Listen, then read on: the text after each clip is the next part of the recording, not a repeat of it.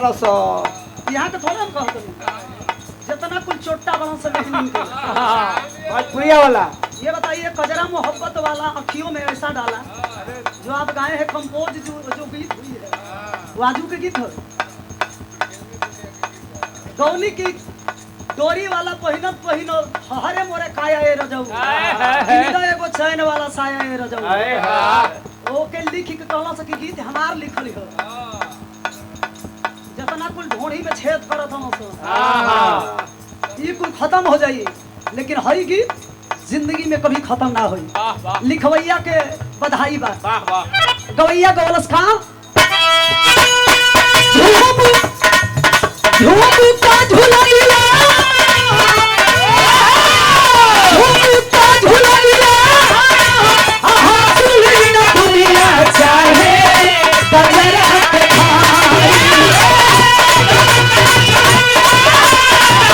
आहा सुनी न दुनिया चाहे कजरा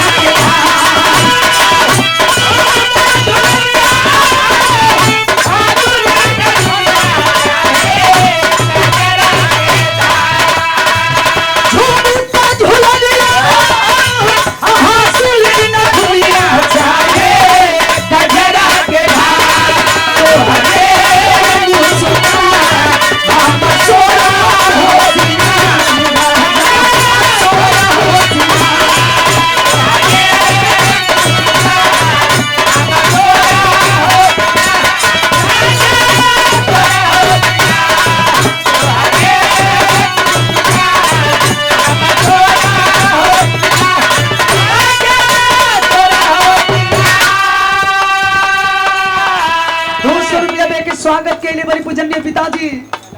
कैलाश नाथ यादव जी पिताजी के बहुत बहुत प्रणाम। कवि जी भाव लिखतनी